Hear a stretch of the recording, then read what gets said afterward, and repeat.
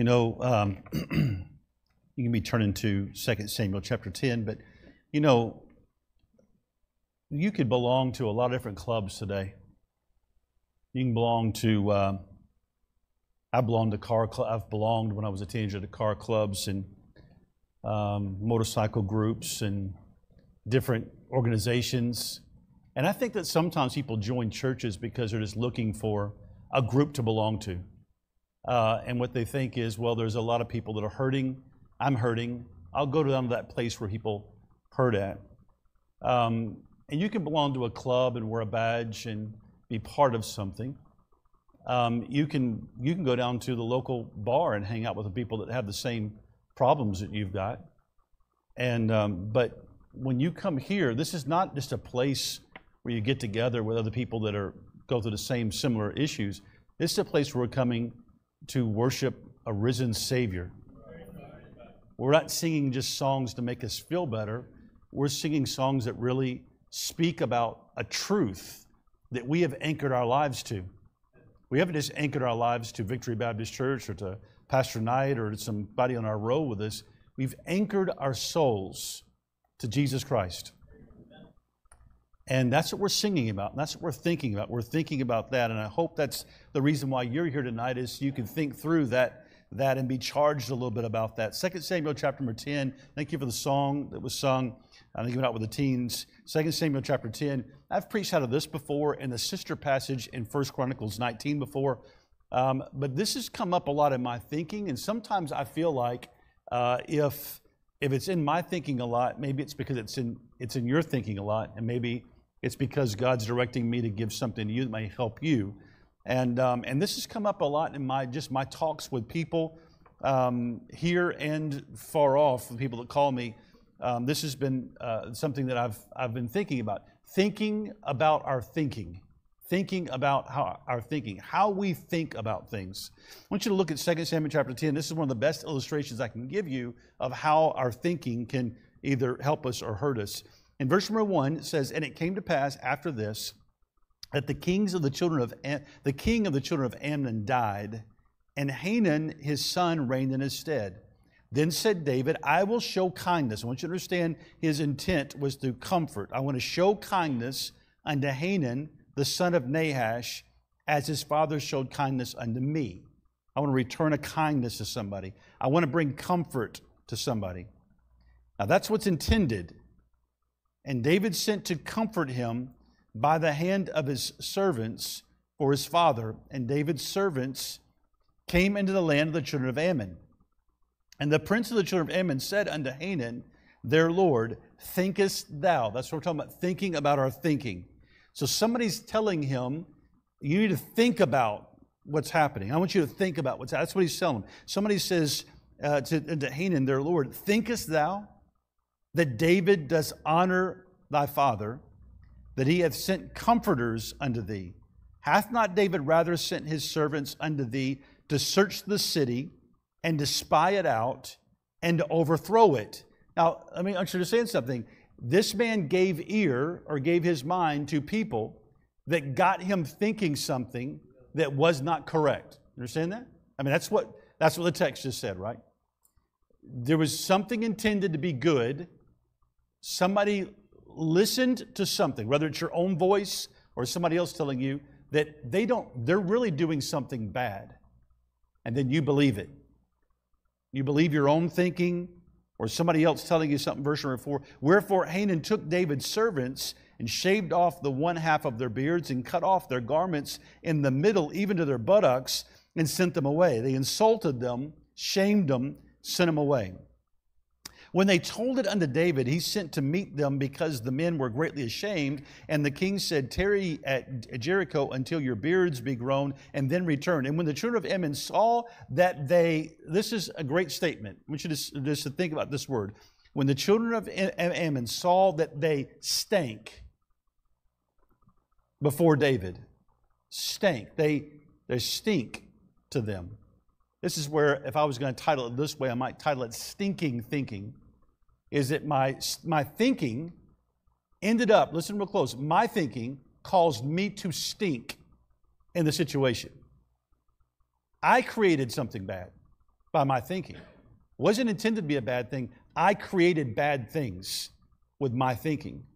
When they saw they stank before David, the children of Ammon sent and hired Syrians of Beth-Rahab and the Syrians of Zobah, 20,000 footmen, and the king of Maacah, 1,000 men, and of Ishtab, 12,000 men. And when David heard it, he sent Joab and all the host of the mighty men.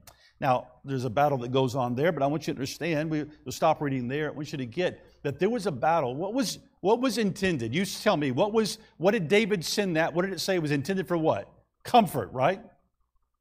But somehow they got, and I wrote it down this way, cynical thinking. They got thinking that was just thinking the worst. It was skepticism. It was that people are about self-interest. They had a thinking in their mind that it was something different. This guy said, I'm here to comfort.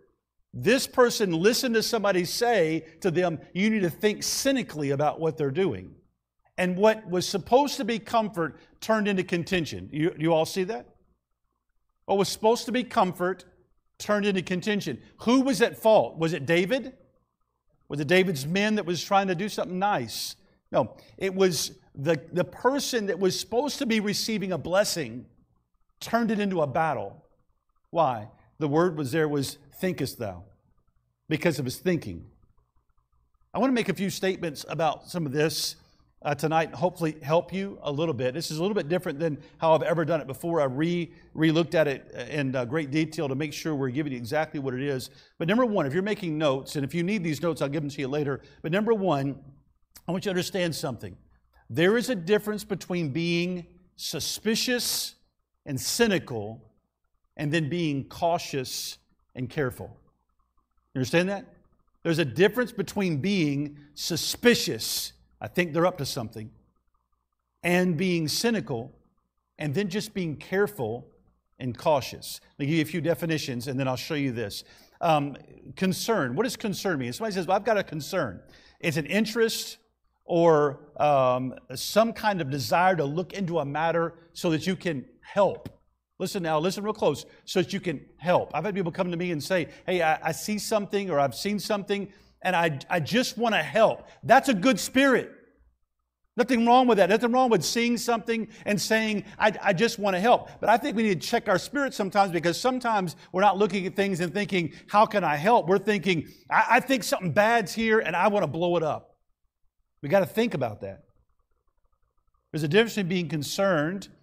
So here is concerned, is this being interested in helping in the matter. Caution is this, care taken to avoid danger or mistakes. That's caution. We can be cautious. The Bible says in 1 Peter 5:8, be sober, be vigilant, because your adversary as a devil walketh, as a roaring lion walketh about seeking whom he may devour. It's okay to be a little bit cautious and be a little bit sober and be a little bit concerned. That's okay. There's another word that I want you to think about, and that's discernment. It's good to have discernment. It's good to have judgment. Hebrews 5:14 says this, be strong, but strong meat belong to them that are of full age, even those who by reason of use have their senses exercised to discern both good and evil. When people get in the Word and they get spiritual, they really know the Bible, they're able to discern between what is good and what's bad. Let me make a statement to you that I think you need to get. There's a lot of people I've been around in my life that claim to have good discernment. Actually, they don't have good discernment. They're just cynical. They're just hyper-suspicious. Well, I got good discernment. I don't think you really do. I think you're just suspicious. All right, so I want you to think about that. Now, I want you to think through something else here. When I preached this before, I preached it out of the sister verse in 1 Chronicles 19. Now, I want you to think about something for a minute. When it said a while ago in verse number 6, and when the children of Ammon saw that they stank,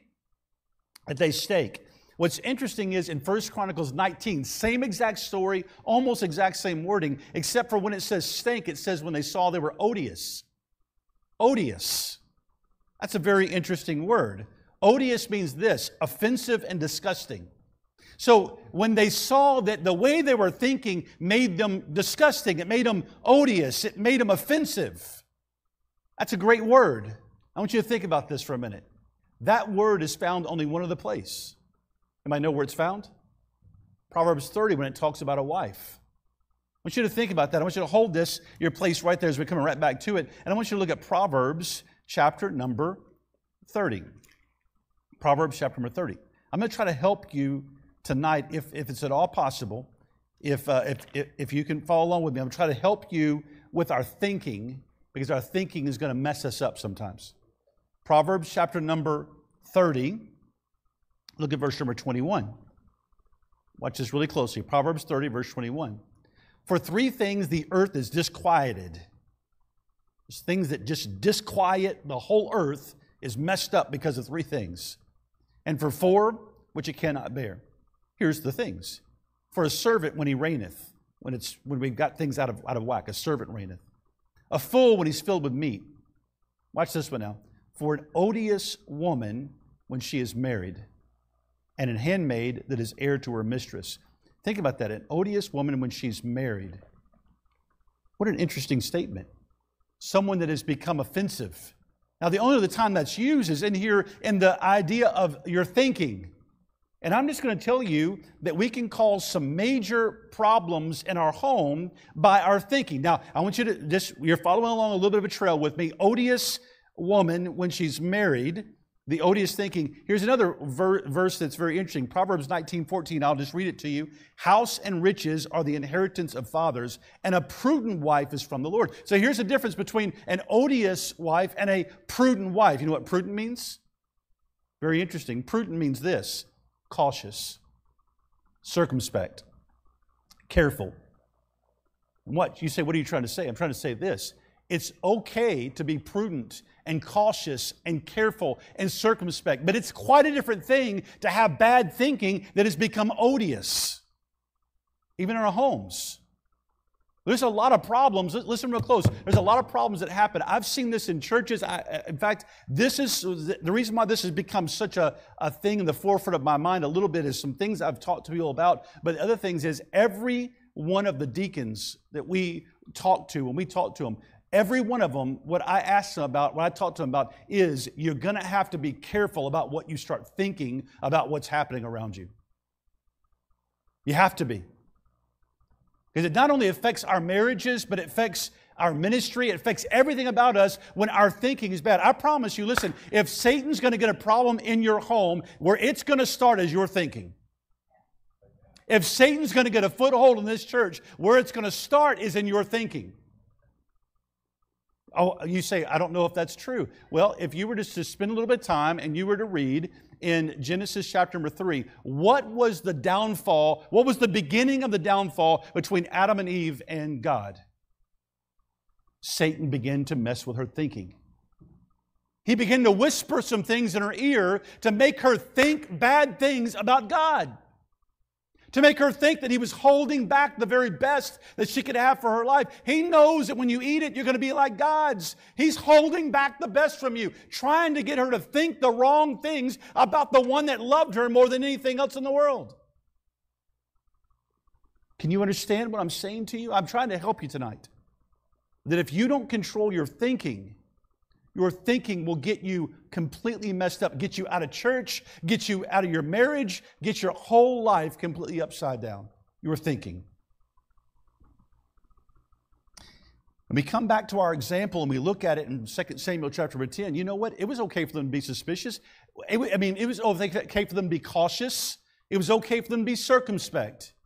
It would be okay to say there's a king sending from a different place. It's okay for us to look into this and examine it and make sure it's all okay. It's okay for that. But they went a step further and became suspicious and cynical.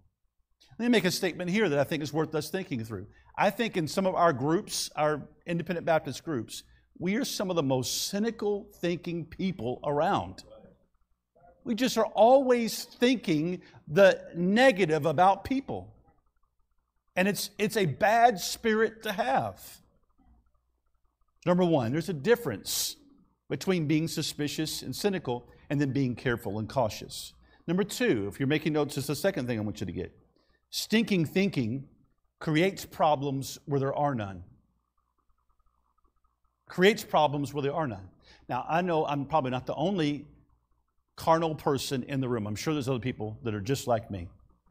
But if you ever let a thought, listen real close, ever let a thought get into your mind about something that somebody did or is doing, and you let the thought get in your mind and you let it start to stew for a little while. You ever did that? And then as it stewed, anybody else is just as carnal as me, as it stewed, you begin to think to yourself, I bet they're thinking or they're doing such and such, right? Have you ever thought that way? Okay, some of you are just as carnal. I'm glad I'm not the only one. I feel a little better about myself. All right, so you got a thought, somebody did something. You saw it or you heard it, it planted in your head, and you begin to think through it. Thinkest thou that they meant this for this? I think they meant it for this. And you begin to think. And then, how many of you have ever worked out a scenario of what they're doing and what you're going to do back when they do it? Have you ever done that? Some people are just as bad. I may lose a few of you along this journey that you're not as bad. But you have thought to yourself, I've done this before. I've thought at work, when I was working in CID, I thought at work, so-and-so said this, and they really meant this. And they did this because they showed up late for this. They put this off on me to make me do it. And I had a whole thing worked up in my mind about who they were and what they were doing. And then when I came back, this is what it is. I drove to work that next day thinking in my mind that they're going to do this. And then if they do that, I'm going to say this. And it's on. Anybody ever done that? And you have created a situation where there was none. Anybody ever acted that whole thing out, and then they did say something, and you seized on it, and you nailed it, and then you found out later you're wrong? Anybody ever had that happen? How many of you felt about that big when you got to the end of it? Yeah, that happens to us. We can create problems where there is no problem. And all this could be avoided. Number 2, stinking thinking creates problems where there are none. This created a problem where there was supposed to be comfort. Number 3, if you're making notes, number 3. Stinking thinking causes contentions, fights, divisions, and watch this, it destroys relationships. It destroys relationships. It drives people away from you that maybe were supposed to be close to you. It drives people away from you that could be a blessing. When we're looking at contention here, look, the issue was there was supposed to be comfort. Because of cynical thinking, now there's contention. I want you to understand something about our homes. That's what you think through our homes. Maybe there's some bad thinking going on in our homes. In Proverbs 21:19, it says, it is better to dwell in the wilderness than with a contentious and an angry woman. Here's a man having to leave his house. Why? Because of contention in the house. Now, I'm linking a couple things together, so bear with me on the linking. But the odious thinking has created an offense, and now there's contention. Could it be, I just want you to think through this, could it be that our thinking has created a problem where there was not one, and now we've got contention to the point that people have to split from each other over contention when there really was nothing but comfort? I'm really just kind of pausing to give you a chance to kind of think through this a little bit. In Proverbs 26:21, it says, as coals are to burning coals and wood to fire, so a contentious man to kindle strife.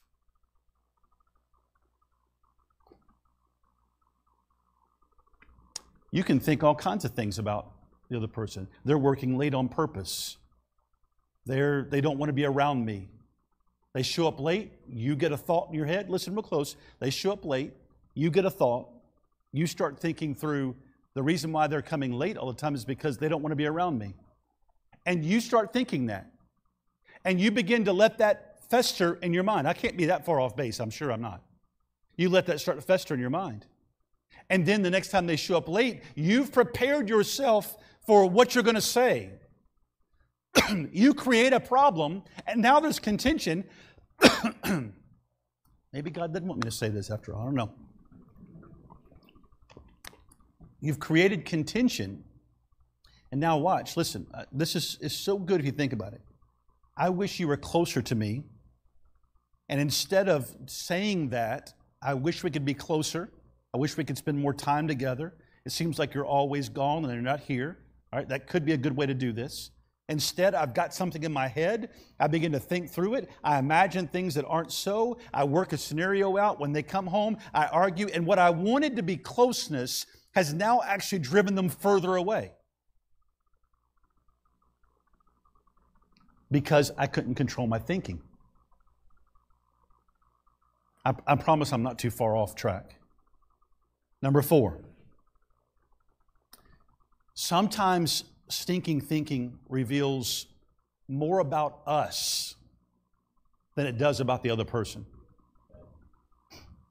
Sometimes my thinking problems, I say, we got problems. Sometimes the problem is with our thinking, and it reveals more about ourselves than it does about the situation.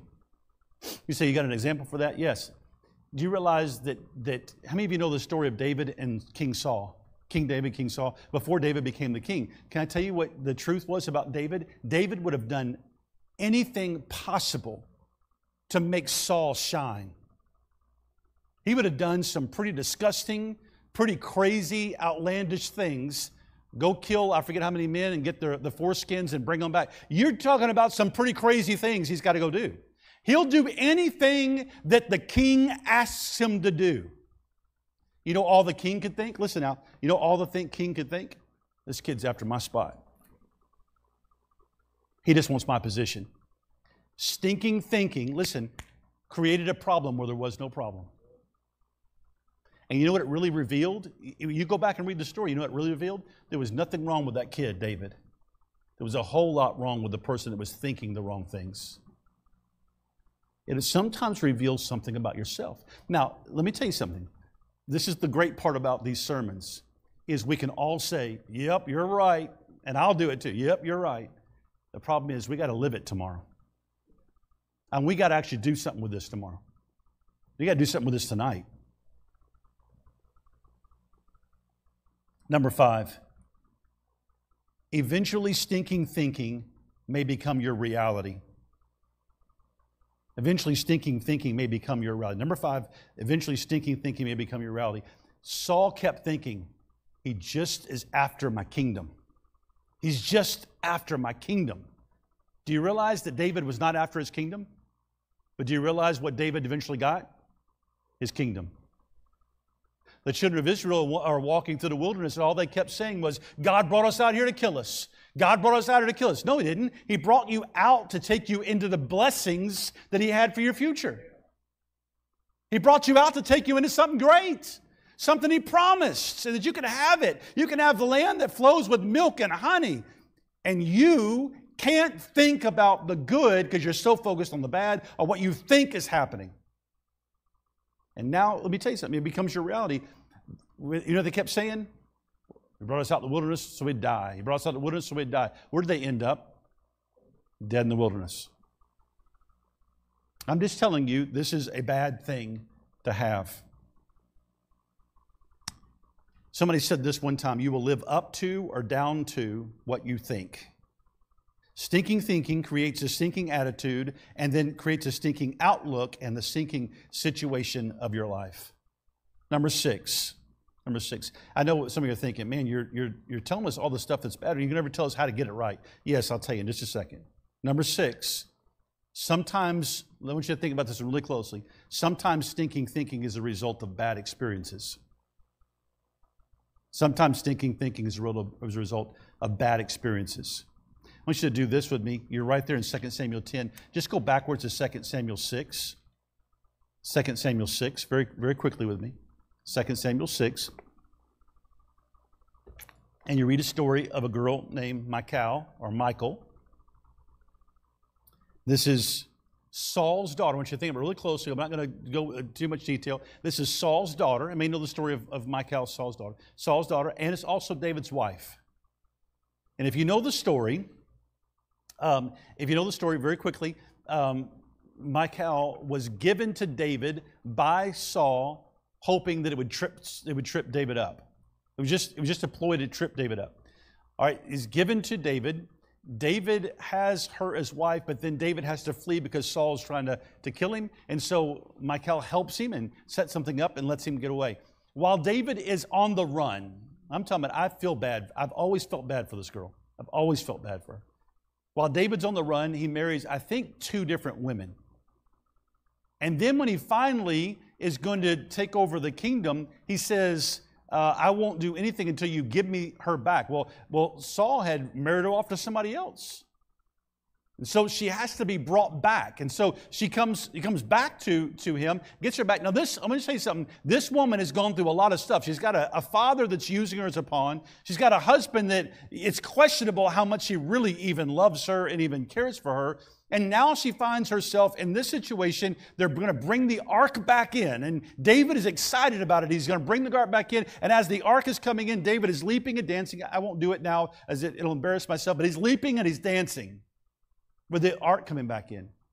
And then you look, 2 Samuel chapter number 6, and then look at verse 15. So David and all the house of Israel brought up the ark of the Lord with shouting and with the sound of the trumpet. And the ark of the Lord came into the city with David. Michal, Saul's daughter, looked through a window and saw King David leaping and dancing before the Lord. And she despised him in her heart. And what she says later is, she says, I saw you with the women leaping and dancing. In her mind now, she has become super cynical to the point that she thinks that he's doing something bad and wrong. Creates a real problem. I'm going to make a statement to you, and I hope that it help you with this. Sometimes some of you have experienced some pretty bad things in your life. I mean, you've gone through some things. And what that does is it causes you from that point forward to look at everything that you see with a little bit different lens. And what you do is you begin to look at things with the idea that it's going to happen again. I was trying to write a chapter about some of this stuff in that book that I was trying to get finished. And one of the things I likened it to, it's like a person that's gone through a four-way stop and they got T-boned, they got hit. And what happens is every time after that they start to go through an intersection, they always clinch up. They're waiting to get blindsided again. And there's people that's like that. Now that they've had a bad experience, I want you to understand this. Now that they've had a bad experience, they keep looking and seeing that bad experience in everything that they see. For instance, they have a bad experience in a church. They have a bad experience with a bad pastor. All right, then everything after that, they come into a church and I get up and I preach something, and maybe it's something sweet, maybe it's something hard, maybe it's whatever, and they come to a conclusion that that guy is just like that person that hurt me. And it may not be at all that conclusion, but that's what the conclusion they've come to. Why? Because they've become suspicious and cynical based on what's happened to them in the past. You understand that? This happens. We see bad things that happen with police officers. We begin to think all police officers are bad. You have a bad experience with a man, you begin to think all men are bad. You have a bad relationship and a bad experience in a relationship, you start thinking that every relationship is bad. We start jumping to conclusions. We start connecting dots that aren't there. We start resting in how we feel about things happening instead of the facts of what are actually happening. When I was in CID, 2 great things came out of working those cases all the time. Just every day, every night, working those cases. One was I started learning how to spot things really pretty well. But the other was this, that I learned that there are 2 sides to every story. There's always more to the story than what you initially found out. I figured that, I learned that. I didn't learn it at first because I worked some cases where the facts, I can think of some cases right now where the facts seem to tell me clearly that this was the victim and this was the bad guy. I mean, clearly, this was the case. Now, I could have done like some law enforcement agencies do, and I know they do this. They just say, that looks at the facts, let's close the case. Now, in CID, we had such strict standards of investigation that you had to do, because you're going to get inspected later, that you had to follow these different things. And what would find out, I found out in one case, I was mad when I saw what was done. I was very irritated. But the more I dug into it, I realized this. There was more to that story. And actually, the victim in the case was the bad guy, and the other person was the victim. Now, I would not have known that just with the first look. It took a little bit of digging into it to figure out what the actual facts were. I want you to understand that sometimes, number 7 is this: stinking thinking must be worked on. It must be dealt with. We've got to fix the thinking. And so here comes the solution. Just a couple of things and we're done. Here's the solution. Number 1, we must begin. You've got to start beginning to practice true and factual thinking as opposed to stinking thinking. Let me say that one more time. You need to start practicing. Just in your everyday life and everything you do, start practicing true and factual thinking instead of stinking thinking. Because what most people do is they base their thinking on how they feel about something instead of what the facts say about something. And we got to learn to start doing that. I'm going to give you a verse in Philippians 4:8. It says, "Finally, brethren, whatsoever things are true, whatsoever things are honest, whatsoever things are just, whatsoever things are pure, whatsoever things are lovely, whatsoever things are of good report, if there be any virtue, if there be any praise, think on these things." We need to learn to control our thinking. We need to learn to make the habit of our life, listen real close, to make the habit of our life thinking factually about people instead of how we feel about people. That's a great statement if you'd ever think about it. There's a verse in 1 Corinthians 13:5. It talks about love or charity. It says, "Charity doth not behave itself unseemly, seeketh not her own, is not easily provoked." Look at this last little phrase. "Thinketh no evil." In our circles, we spend a lot of time thinking, well, the reason why they did this, the reason why he preached that, the reason why they sang that, the reason why they did this with money, the reason why they did that with money, the reason why they bought this, or did they buy this, or did they buy that, or who gave them the money for this? You start thinking cynically and suspicious and critical of everybody and everything. You need to start controlling your thinking and thinking the right way. Let me make a couple of statements with that. Start give people the benefit of the doubt, especially those that have given you no reason to doubt them. I can promise you this. There's nothing about me, and some of you have known me a long time, some of you haven't known me very long at all. Nothing about me that's trying to find a way to run you out of our church. I've preached against people saying, get up and get out. There's nothing about me trying to run you out of our church. There's nothing about me trying to run your life. There's everything about your pastor trying to help edify you so that you can have everything that God wants for your life. So when you start getting a thought in your mind, well, he just said this, or he's really after this, I want you to understand you need to get that thinking under control immediately.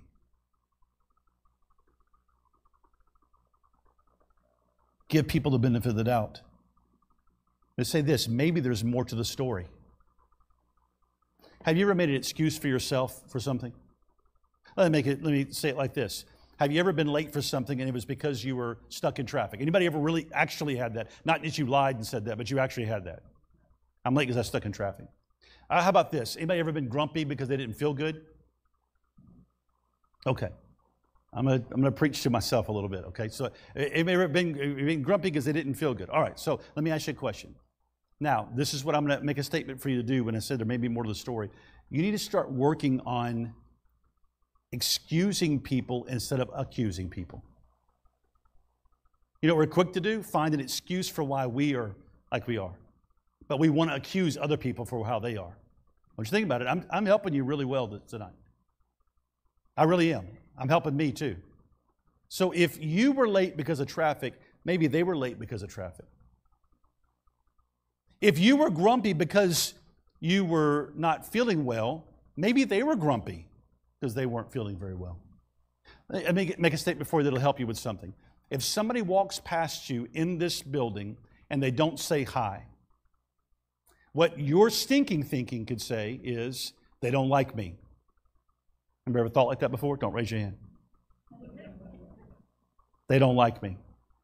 They didn't even look at me. Can I tell you what may be going on? They may be carrying some pretty heavy burdens tonight. They may be walking down the aisle. You know, I talk to some of you sometimes, and it breaks my heart because some of you are that close to just giving up on life sometimes. There's been sometimes y'all have been that way. And that person that's like that may walk through this hall with a 1,000-yard stare, find their way to their seat and never say a word. And they walked by you and didn't shake your hand, and you thought, well, they just have something against me. And it may be they have nothing against you. They just have the weight of the world on their shoulders. Why don't you start excusing instead of accusing? If we could get this, it would help us so much. Be ready to believe the best of people instead of the worst. Don't rush to judgment about people. Remember when the 2.5 tribes were on this side of Jordan, and the 9.5 tribes were on this side, and the 9.5 tribes saw him build something and said, let's go over there and kill him. They built a statue over there. Let's go kill him. You know what somebody did? Somebody was smart. What did they do? They sent somebody over, right? They sent somebody over and said, go talk to him. And when they got over there, you know what they found out? We didn't build this because we're following a different God. We built this because we thought there may be a day when y'all were going to see us and not recognize us and think that we're the enemy. So we built something so you would know that we're really connected to you. And they said, oh, well, you know, no big deal. Let's go back. And now there's peace where there was about to be war. You know what maybe you need to do instead of jumping to conclusions is ask somebody a question. Ask about it. You know, somebody you could ask, and let me make a statement here. If you see something, and I'm talking about, there's nothing wrong with seeing something and going, I got to be cautious. I have to be circumspect. I'm not saying there's anything wrong with that. I'm saying that's good to do that. But when you do that, don't go to Joe Blow and say, hey, I thought I saw this, or I'm thinking this, and I think, what do you think? And let's get so-and-so. Let's call them on the phone on a 3-way phone call and find out what they think. That's not what I'm talking about. But I am talking about you either go to that person and say, am I seeing something here? Is this right? Listen, if somebody walks by you in the hall and doesn't say something to you, you have free ability to walk up to them and say, is something wrong with you? Wouldn't that be so much better than you thinking the worst? And leaving your church? You say, why'd you leave your last church? Well, somebody walked by me, didn't say hi to me. Come on, man. Let's think better than that. Don't rush to judgment. The last one is this. Resist resting in your feelings and instead rest in facts. And let's try to find facts for things. Here's a story. I just want you to get it. There's a story where some people, and this is over and over again in the Bible. I was telling Stacy tonight, I said, I could turn to so many places. I mean, just so many places. And she says, please don't do that. Don't turn to every single place in the Bible that is. So that's why I mentioned a lot of them. She can't handle a lot of preaching. That's the problem. Bad thinking, isn't it? It's bad thinking. I want you to, but this is so much of the Bible is people that ruin their life with bad thinking. Let's think the best. Let's try to think the best of each other. Let's try to put the right spin on it instead of the wrong spin on it. We've done, I think Stacy did something in the ladies' class with a notepad and the thing, and they wrote some stuff on there. That's what we're to be thinking like. We do a thing in counseling. We make you take a note card, and every morning you're supposed to write down 3 things about your wife or your husband that you're thankful for, and 3 things about God you're thankful for. You know what that exercise, you're supposed to do that for every single day for a month. You know what that exercise is meant to do?